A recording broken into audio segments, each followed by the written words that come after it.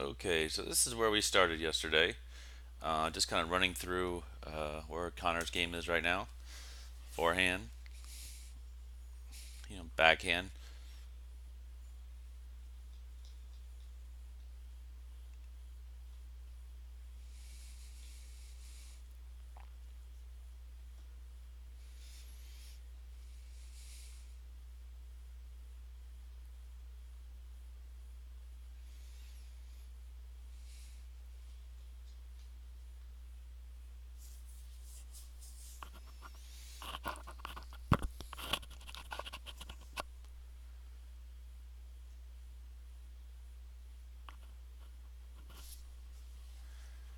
All right, so that's just kind of where we are. So it's always fun to come back and look at. And so here I'm just kind of going over the kind of the points of the progressions of an open stance forehand. I'm just gonna show it first. So basically, the idea is to load up on your right leg. Your left toes pivoted on my weight to my right, mainly on the right. You can see I load up, really focus on that hip rotation. I think I have him do it a few times.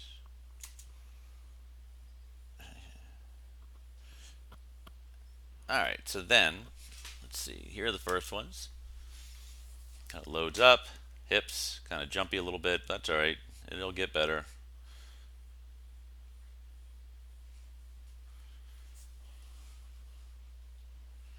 And then we kind of get it gets just in a very short amount of time. Gets better.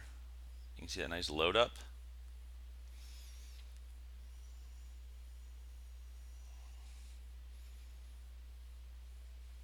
Yep. So that's nice. And so you can. This is the best part about this is that stance. That's our stance right there. He looks like he's about to kill the ball. So one reason that I really like to focus on the open stance a lot is that this is a stance for a forehand. This is not a stance for an open forehand or a closed forehand or a neutral forehand. This is how you pretty much are always going to get to first. You from here you have options. You can hit open stance off your right foot, which we're kind of working on today. You can take one more progressive step and step in with your left foot and hit closed. But this it's I find that it's most easy to focus on the stance by working on the open stance forehand first. And he gets that nice hip rotation. That looks good. And then check out this one. So we hit a few more, and I have a bunch of I'm just kind of cutting through this, but watch this. Load up. This is my favorite one. So let's just kind of go over this. So we're going to start from ready position.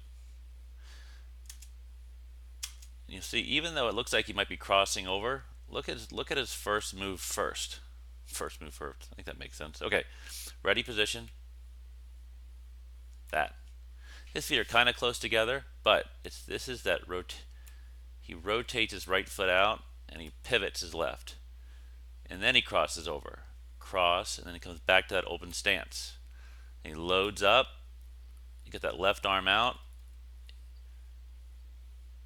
Looks like he's about to kill the ball, doesn't he? And he loads up and eyes forward, boom. And then you'll see at contact 3 o'clock, 12 o'clock, 9 o'clock, over the shoulder. Let's just watch that again because I think this is great. Good balance. Oops, that's the other one. Then here's a good example of the closed stance. We haven't spent much time on this, but you can see, and this is not a great one, but what I like is watch stance. There it is again. And now the next level is the step, heel to toe, and then watch the racket head's a little lower because the ball's a little lower. I'll tell you, I have not worked on that much with him, so everything he's been doing obviously is paying off. Look at this nice finish. This is, to me, perfect. Boom. Look at that whippiness. A nice follow through. I think that's fantastic. You can tell he's not at all death gripping the racket. So that's good stuff. I am very impressed with that. And then we kind of morphed into the serve. So the way I teach the serve, I teach it very loosey and goosey, just to kind of reinforce that. So what I'm doing here is this idea of the racket head is down and just tossing the ball and getting to a bit of a trophy position.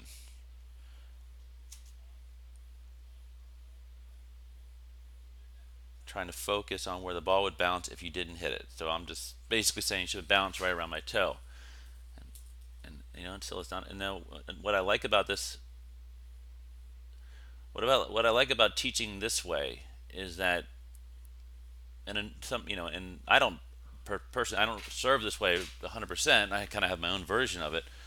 What I like about it is you'll see that he doesn't have to worry about what the racket's doing right now. Once he kind of sets the racket, he can put all his focus on the toss, because as we all know, that's usually where things go sideways. So what I've done is I put that ball out in front, and that's a great toss. Like that's just so I put the ball down pretty much in the general area, and you can see he's not even. You can tell he's not even thinking or focused at all on what his racket's doing. So to me, you put the racket in the right spot, and you can just ignore it.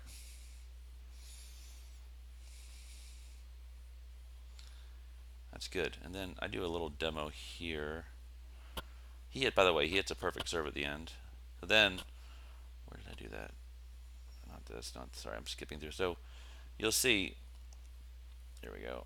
So I got the racket head down, I toss it. The first thing I'm going to do is just snap it. And you can see this. So the reason I like to show this is basically if I just throw the ball straight out, my shoulders are parallel to the ground, basically, and I just get a nice snap.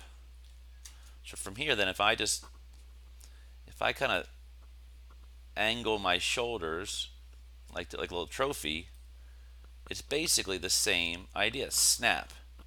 So I'm kind of backing up here. This is what he and I are going to work on right here. Is we're just gonna I pretend like he's got his racket in his hand. He's got his relaxed elbow. He's got obviously a relaxed hand, and all we do is high five. And so we do it in slow motion. That's the whole serve. Now, obviously, your arm might be a little higher in the serve, but that's just to me right here. It's from here. It's like a viper strike.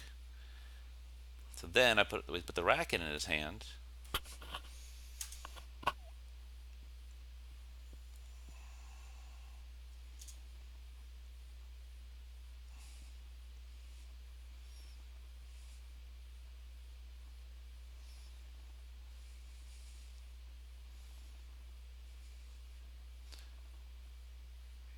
And so what I'm saying to you is his elbow does not go up above his shoulder, shoulder. And that's pretty much just the motion right there.